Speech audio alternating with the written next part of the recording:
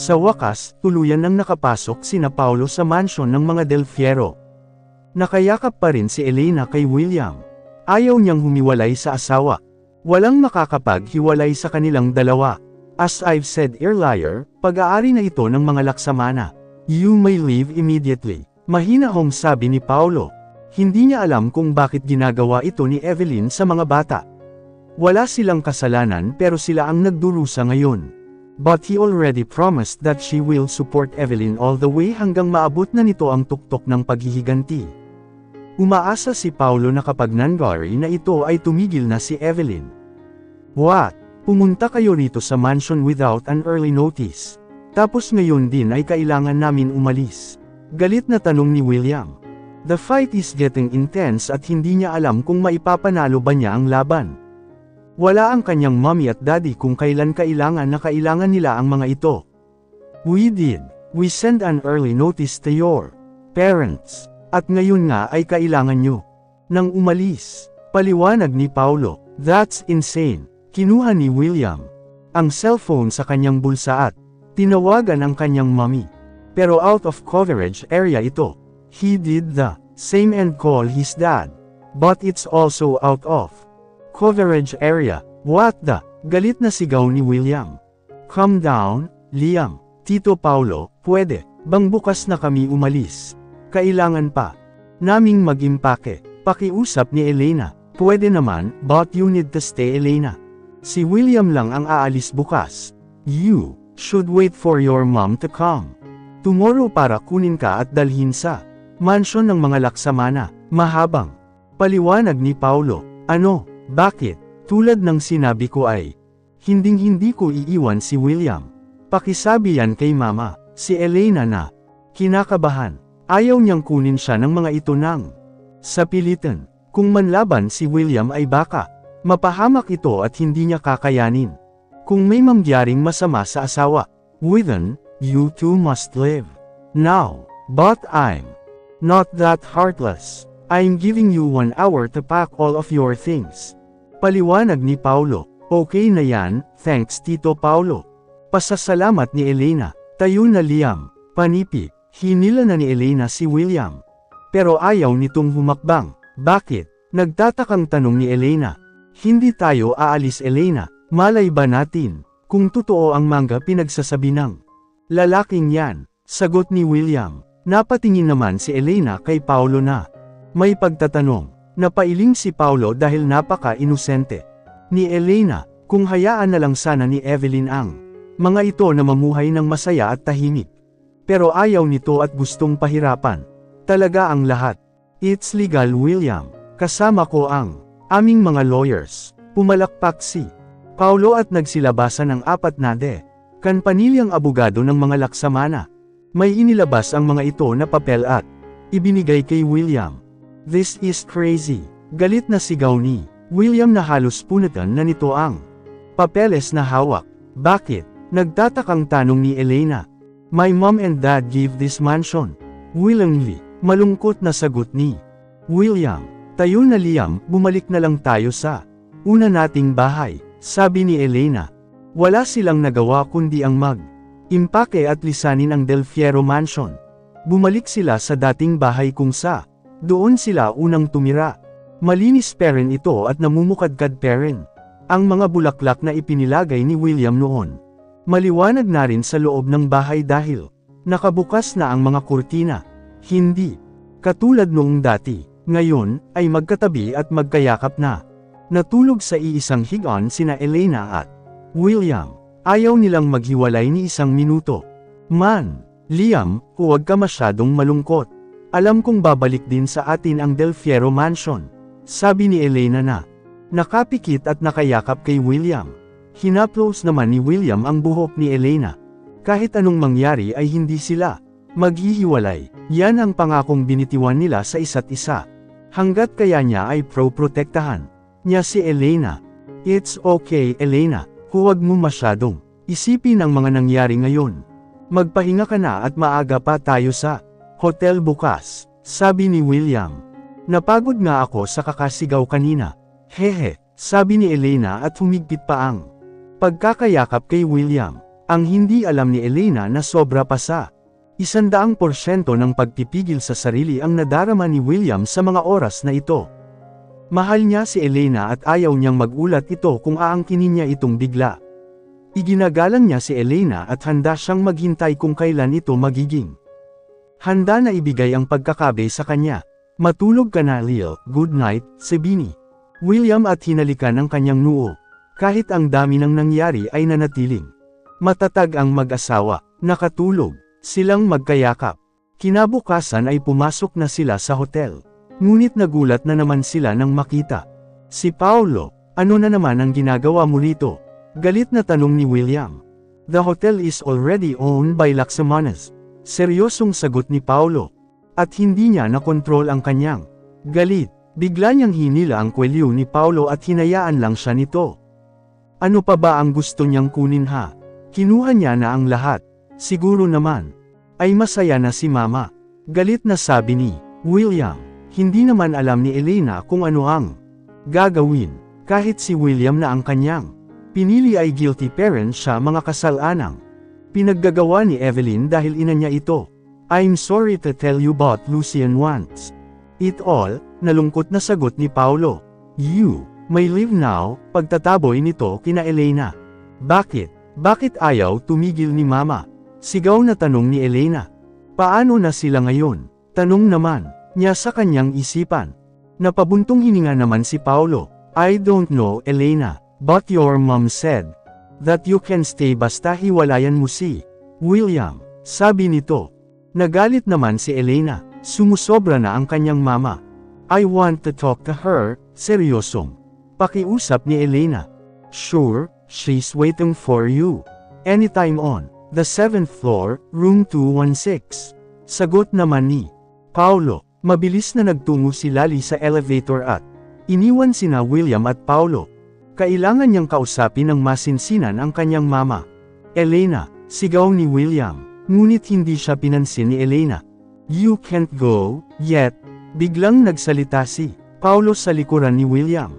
Nakakunot noo namang nilingon ni William si Paulo. What? I don't want to work in here. Mariing pagtanggi ni William. It's not that. Lucian wants to talk to you alone. Seryosong sagot ni Paulo. Napangisi si William. Sinadya ng mga ito na paghiwalayin sila ni Elena. It's a trap. Nice plan. Nakangising sabi ni William. Follow me, maikling sabi ni Paulo. Dinala niya si William sa office nila ni Elena. Nandun nga si Evelyn at naghihintay sa kanya. Nakaupo ito at pinagmamasdan ang larawan nila ni Elena noong ikinasal sila. Hindi na sumama si Paulo sa loob ng opisina. Gusto ni Evelyn na silang dalawa lang ni William ang magkausap. What? Seryosong tanong ni William nang kalapit na sa inuupuan ni Evelyn. Matapang ka parent kahit nawala na sayo ang lahat. Piluso pang sagot ni Evelyn. Wala akong pakialam kung mawala man sa akin ang lahat. Huwag lang si Elena. Sayo na yang lahat at mag-enjoy ka. Galit na sagot ni William. Napatawa naman ng malakas si Evelyn at napatayo sa kanyang kinauupuan. Nilapitan niya si William at hinila upang ibulong ang susunod niyang sasabihin. Then, you need to choose between your wife and mother. Di ba exciting? Excited? Na tanong ni Evelyn. Mommy will understand me and she knows that I will always choose Elena. Galit na sigaw ni William. Ano ba ang problema mo? Wala naman akong problema. Ikaw na lang at si Elena. You two are not meant to be. Kaya, huwag mo nang ipilit. Payo ni Evelyn.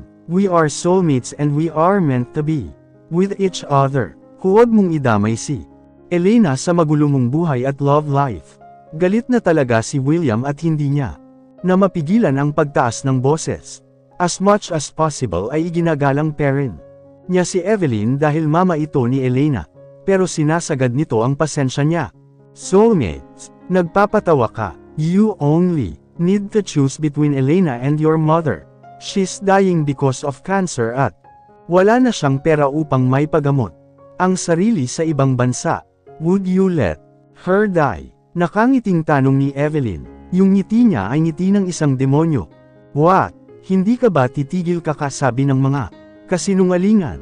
It's a lame excuse para paghiwalayin kami ni Elena. Hinding-hindi yun mangyayari. Buo ang loob ni William. Lalaban siya at ay lalaban si Elena hanggang sa dulo. Lame. Fine. Let your mother die. Nakangising sabi ni Evelyn.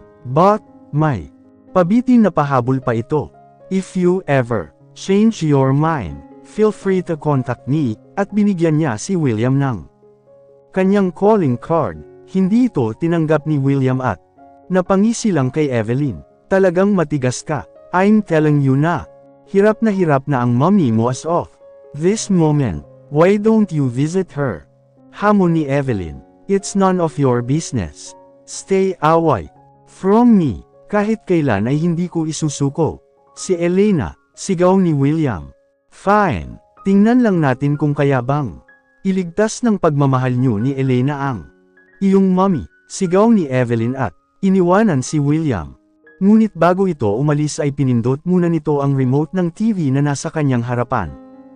At tumambad sa harapan ni William. Ang ina na nasa hospital.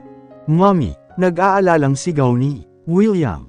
Hindi niya alam kung totoo ba ang kanyang nakikita o fake lang ang lahat ng ito. Sakto namang tumunog ang kanyang cellphone at sinagot niya ang tumatawag niyang daddy. Nabitawan ni William ang cellphone. At bumagsak ito sa sahig ng marinig ang sinabi ng kanyang daddy sa kabilang linya. Nang makarating si Elena sa nasabing room ay nagulat siya nang makita ang kanyang daddy na si Lorenzo. At wala ang kanyang mama. Mukhang naghihintay din ito. Elena, nagtatakang tanong ni Lorenzo. Daddy, sagot ni Elena. Wala siyang oras para makipag-usap dito. Tanggap niya na mas mahal nito ang kanyang pamilya kisa sa kanya. Kahit pa sabihin siya ang legal na anak, ay napaka-awkward Karen para sa kanya. Matagaling ipinamukha ni Valeria na illegitimate child siya, kaya nasanay na siya na ganito. Si Lorenzo naman ay labis ang pagsisisi na malaman ang lahat pero alam niya na malaki ang galit at tanpo ni Elena sa kanya. Wala siyang nagawa para sa anak kundi ang saktan ito. Anak, mahinang sambit ni Lorenzo. Nahihiya siya kay Elena pero kailangan niyang humingi ng tawad para sa kanyang mga nagawa, para na rin mapanatag ang kanyang kalooban. Hindi sumagot si Elena at hinihintay lang ang susunod na sasabihin ni Lorenzo. Patawarin mo ako anak, sa dami ng kasalanan ko ay hindi ko na masabi isa ang lahat, sabi ni Lorenzo. Napabuntong hininga ng malalim si Elena. Kahit anong gawin niya ay si Lorenzo parent. Ang kanyang ama, hindi naman siya nagtanim ng galit dito. Dahil iginagalang niya ang ama, pero nagtatampo siya at nasasaktan dahil ang pagmamahal nito ay na kay Veronica. Karen, hindi niya na ito sisisihin pa. Alam niyang pinapahirapan din ito ng kanyang mama. Lahat sila ay walang kawala sa mapaghiganting si Evelyn. Hiling niya na matapos na ang lahat at magka-amnesia ulit si Evelyn para makalimutan nito ang walang pusong si Lucian. It's okay, kamusta na kayo?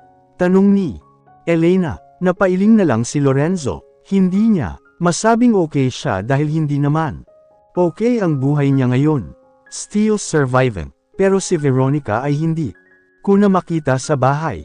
Simula nang lumipat kami sa maliit na apartment ay ayaw ni Veronica magstay at palagi na lang lagalag. Malungkot na sagot ni Lorenzo.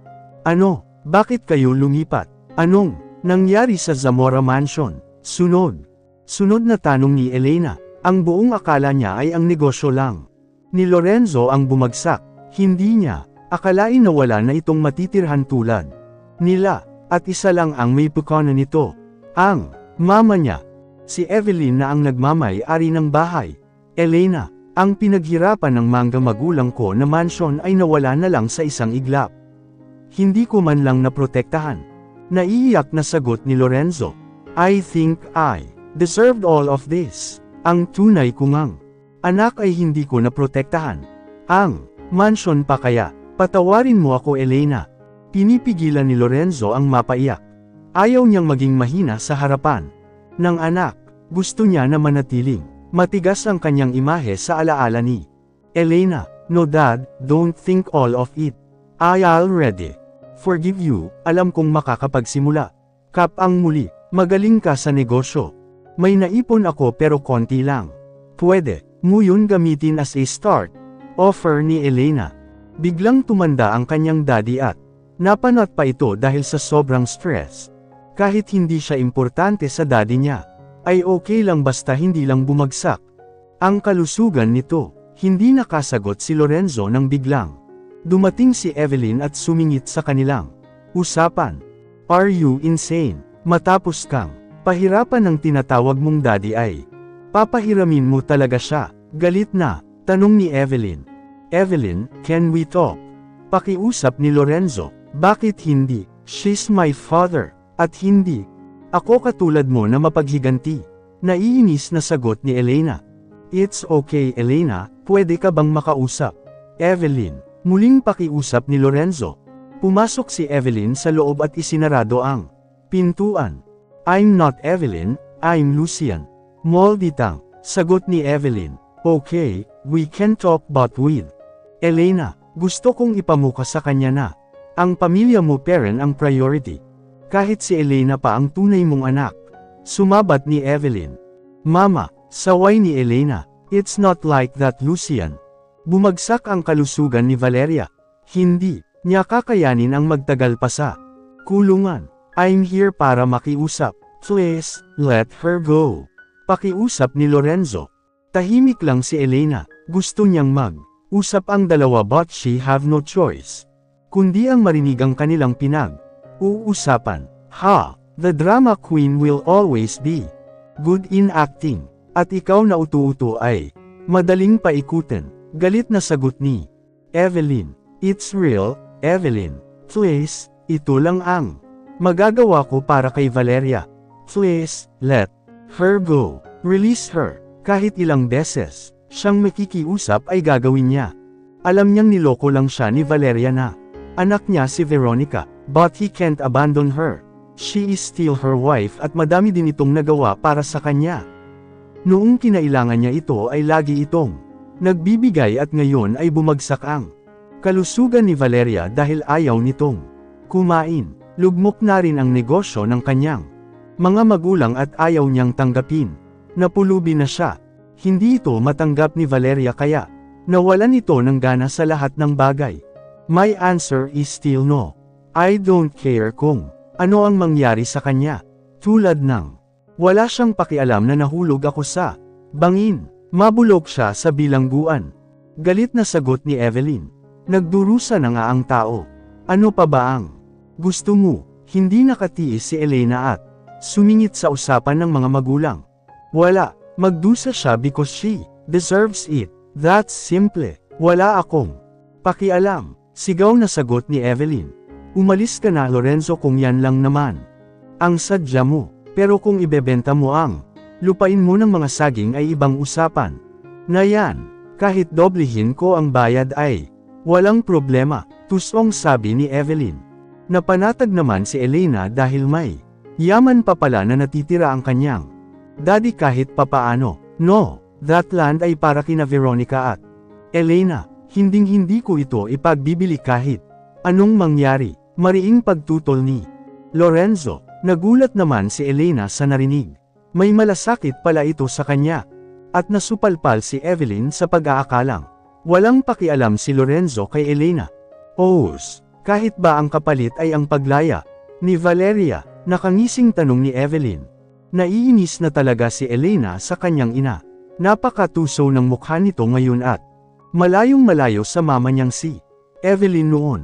Kahit anong gawin niya, hindi ito ang kanyang mama. Bakit ba ang hilig mong manggipit ng tao, ha? Galit na tanong ni Elena. Ngumisi lang si Evelyn sa kanya. Hindi ka pa nakontento sa pagkuha ng Del Fierro Mansion, pati ang hotel ay pinakialaman mo rin. Hindi ikaw ang mama ko, wala kang puso. Hindi na mapigilan ni Elena ang damdamin at gusto niya nang ilabas ito. Nabigla si Evelyn at nasample si Elena. Wala kang galang, hindi ikaw ang namatayan ng kapatid na hindi man lang nakita itong buhay sa huling pagkakataon. Hindi ikaw ang halos nabaliw sa dinulot nitong stress at anxiety. Wala kang alam kaya tumahimik ka, mahabang sabi ni Evelyn. Kaya nga hindi ako kundi ikaw. At, alam nung nakakabaliw ang ma-stress. Pero nagawa mo naman sa amin. Gusto mong maghayganti, kaya damay-damay. Ang lahat at wala kang pakialam kung mabaliw din kami na katulad mo. Galit. Nasagot ni Elena, tama na, awat sa kanila ni Lorenzo. Pero biglang nakadama si Lorenzo ng pagkirot ng kanyang dibdib. Bigla na lang siyang natamba at nawalan ng malay. Tumigil sa pagbabangayan sina Evelyn at Elena. Daddy, sigaw ni Elena at niyugyug si Lorenzo. Pero ayaw nitong magising. Call an ambulance. Sigaw ni Elena kay Evelyn. Hindi agad nakagalaw si Evelyn dahil sa gulat. Call the ambulance. Muling sigaw ni Elena habang binibigyan ng first aid si Lorenzo. Pero wala pa rin at hindi ito nagigising. Nahimasmasan naman si Evelyn at dinampot ang telepono na katabi lang niya sa gilid. Daddy, naiiyak na sigaw ni Elena. Parang bigla siyang natakot na mawala. Ang kanyang ama na medyo hindi pa sila okay. Galit siyang napatingin kay Evelyn. It's all your fault. Wala kang puso. Hindi. Ikaw ang mama ko. Ibalik mo ang mama ko. Hindi napigilan ni Elena ang mapaiyak. Sa sobrang sama ng loob. Habang si Evelyn ay nakatulala at hindi alam ang gagawin. Nahimasmasan naman si Evelyn sa kanyang pagkatulala nang bumukas ang pintuan at iluwa si Paulo na nag-aalala. What happened? Tanong ni Paulo. Where's the ambulance? Ganting. Tanong ni Evelyn. Natatarante siya kapag wala sa sarili. Dalhin niyo si Daddy sa hospital. Sigaw ni Elena. Mabilis naman na kumilos si Paulo at inutusan ang mga bodyguards na bitbitin si Lorenzo. Sumunod si Elena pero nagpaiwan si Evelyn. Nakita niya ang galit sa mga mata ni Elena.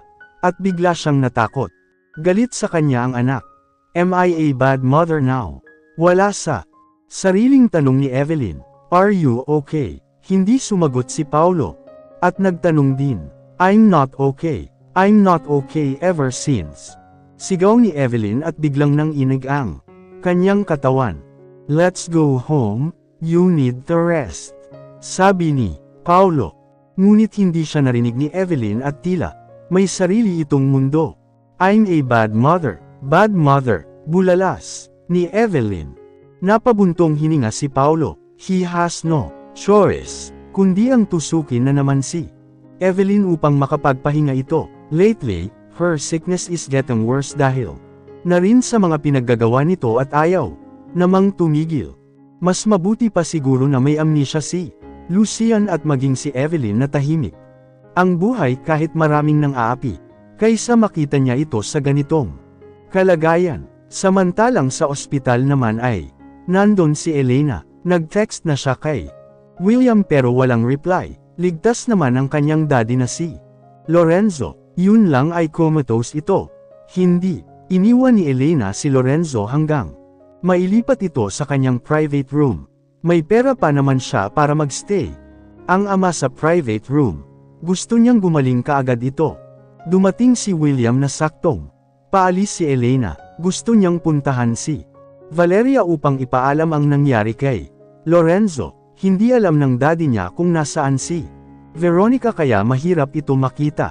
Nagbili na siya sa mga nurse para tingnan si Lorenzo. Pati phone number niya ay naibigay niya na rin. If ever na may emergency na mangyari. How's your dad? Tanong ni William. For now, he's okay. But still comatose. Kailangan pa siyang obserbahan kung madyay gising ba o tuluyan ng maging lantang gulay in a vegetative state. Mahabang sagot ni Elena na pinipigilan. Tumulo ang kanyang mga luha. Hindi siya close kay Lorenzo. Pero hindi naman niya hinanggad na may mangyaring masama sa ama. That's good then, wala sa sariling sabi ni William. Napansin ni Elena na parang may naiba sa kanya.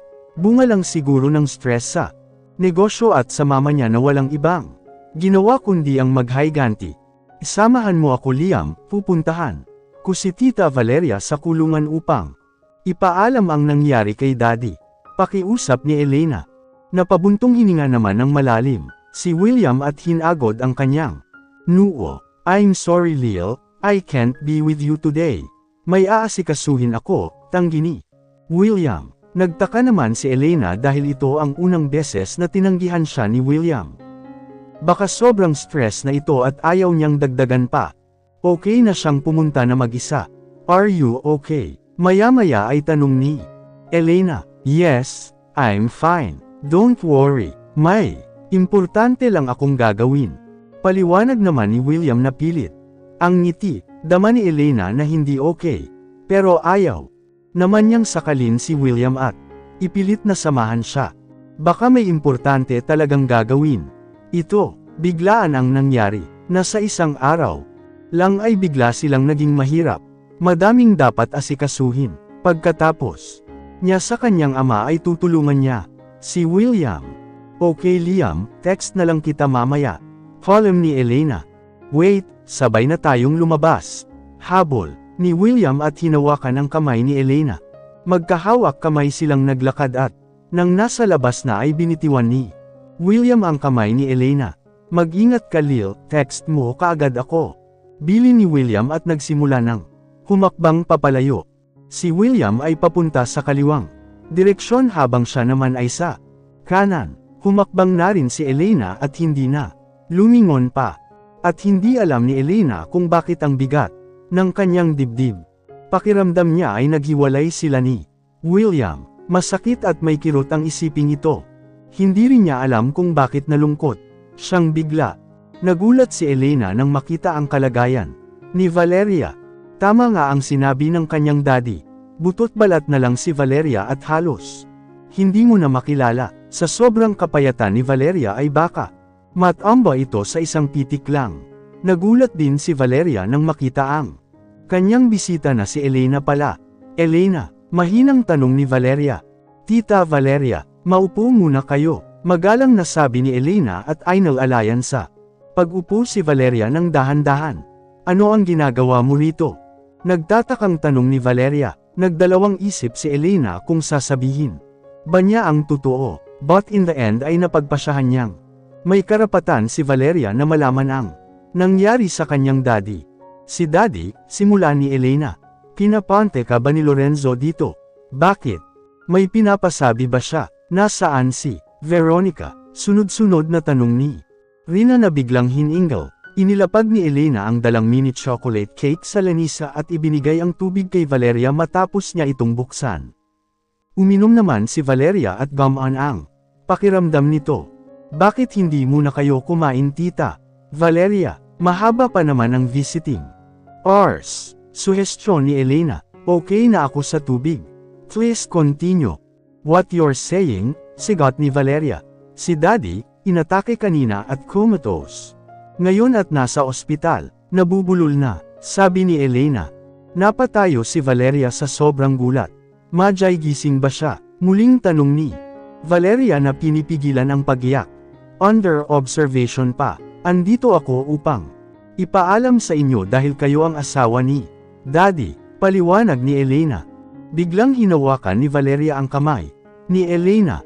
Napakapayat na talaga nito. Nakikiusap ako Elena. Please, sabihin mo sa mama mo na palabisan na ako rito sa kulungan. Gusto kong bantayan si Lorenzo.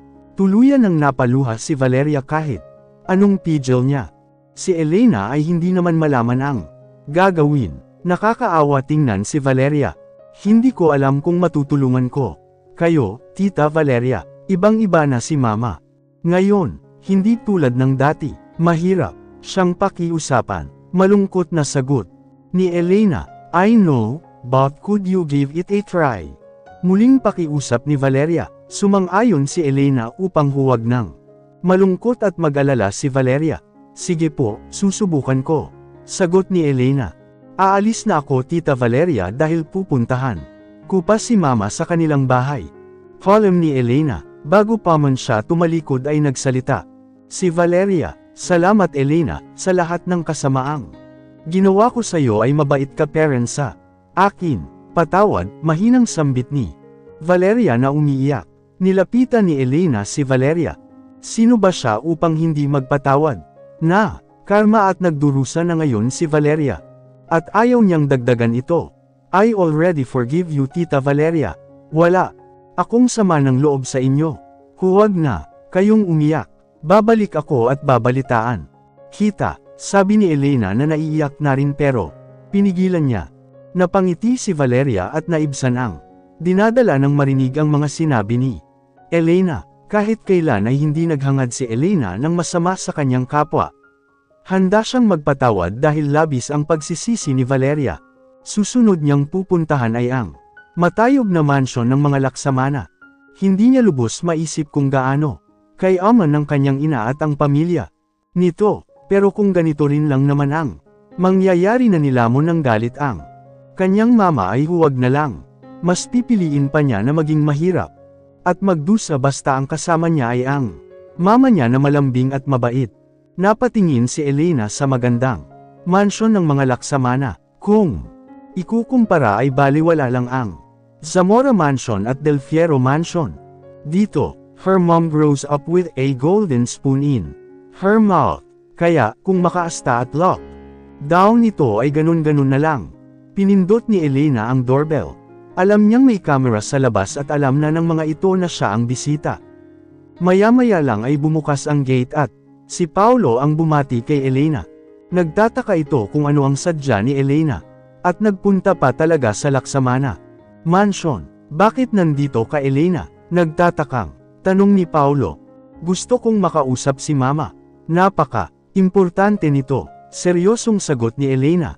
I'm afraid that you can't speak to her right now. Sagot ni Paulo. You can go back tomorrow Elena. Pagtataboy ni Paulo sa kanya. Nagpapahinga na si Evelyn at mamaya pa ito madyay gising. No, I want to talk to her now.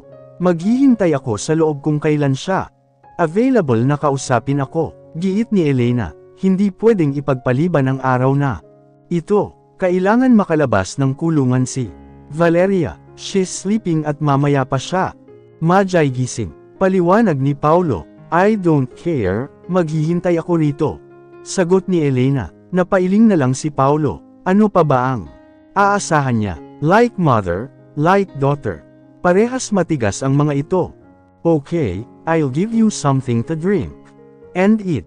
Iniwan na siya ni Paulo. Pagbalik nito ay may dala ng cake at juice. Kinain naman ito ni Elena at maya-maya lang ay nakadama siya ng pagkaantok. Nakapag-text na siya kay William pero walang reply. Nagising si Elena sa yabag ng mga high heels ni Evelyn. Pagtingin niya sa buong paligid ay gabi na. Ganun siya kapagod upang makatulog ng hindi namamalayan. Are you here for good? Iiwanan mo na ba si William at dito ka natitira? Masayang tanong ni Evelyn, sa pag-aakalang babalik na sa kanya si Elena. I'm sorry mama but it will never happen. As I've told you before, hinding-hindi ko iiwan si William. Matatag na sagot ni Elena. Well, let's see. Nakangising sagot ni Evelyn. May kakaiba sa pagkakasabi nito. Pero, hindi mahulaan ni Elena kung ano. Ang alam niya lang na may masama na naman itong balak. I'm here to tell you na palayain mo na si Tita Valeria. Walang gatol na sabi ni Elena. What? Nawala naman ang ngiti ni Evelyn. At napalitan ng pag-Simon. Nakikiusap ka para kay Valeria kahit ang sama-sama ng pakikitungo nito sa'yo. Galit na tanong ni Evelyn. Yes, humingi na ng patawad sa akin si Tita Valeria and I forgave her. Hindi. Katulad mo na nilamon na ng galit. Sagot ni Elena. And that's nonsense. Kailangan niyang pagbayaran ang mga kasalanan niya. Hindi ito nababayaran ng isang sorry lang. Katarungan ni Evelyn. Hindi ako katulad mo na nabulagan ng galit. Nagdusa na si Tita Valeria. Bumagsak ang kalusugan niya. At ang tanging hiling niya ay makalaya at alagaan si Daddy sa ospital. Is it that hard to give? Tanong ni Elena. Yes, it's very hard. I will never let her get out of jail. Galit na sigaw ni Evelyn. Hindi ko akalain na napakawalang puso ng aking ina. Palayain mo na si Tita Valeria. Napasigaw na rin si Elena. Hindi niya kilala ang demonyo na nasa kanyang harapan. Hindi ito ang mama niya. Ha! I will never let her go. Kaya umuwi ka na Elena. Kahit ano pa ang sabihin mo. She will suffer in jail for the rest of her life. Matigas na sabi ni Evelyn. No, palayain mo si Tita Valeria. She is suffering at hindi maganda ang kalusugan niya. Ano pa ba ang gusto mo? Sigaw na tanong ni Elena. I just want her to suffer. Kaya hindi ko siya palalayain. Mabubulok siya. Sa bilangguan, mariing tanggi ni Evelyn at napasigaw din ito. Napakawalang puso mo. Isa kang demonyo. Muling sigaw ni Elena. Sa tanang buhay niya ay hindi niya lubos akalain na masasabihan niya ng ganito. Kasama ang kanyang mama. Wala nang pag-asa na babalik pa ang kanyang mabait na mama. Wala na. Hiyaw ni Elena sa kanyang isipan. Itinaas ni Evelyn ang kanyang kamay at akmang sasampalin nito si Elena. Ngunit hindi niya maituloy. Go, slap me, but I will still insist na palayain mo si Tita Valeria. Muling sigaw ni Elena. Lucian, hindi nakatiis si Paolo na sumingit. Ang ingay ng mag-ina, at walang gusto magpatalo sa kanilang dalawa. What? Inis na tanong ni Evelyn. Why don't you let Valeria visit Lorenzo in the hospital? Palayain mo siya kahit isang araw lang. Suhestyon ni Paolo. This is all he can do. Alam niyang kahit anong pilit ang gawin ay hinding-hindi. May kikinig si Evelyn. Nabuhayan naman ng loob si Elena. At least makikita ni Tita Valeria si Lorenzo. Nabiguman siya ay okay na magkita man lang ang dalawa. Nag-isip si Evelyn at napatingin sa umaasang si Elena. Hindi niya alam kung bakit biglang lamambat ang kanyang puso at pumayag siya. Fine, but only one day. Pagsang-ayon ni Evelyn, mabilis naman na tumakbo si Elena palabas ng Laksamana Mansion. Babalitaan niya si Valeria at bukas din ay dadalhin niya sa ospital upang makita nito si Lorenzo. That ungrateful brat, sigaw ni Evelyn. Napailing na lang is Paolo habang tinitingnan ang papalayong si Elena.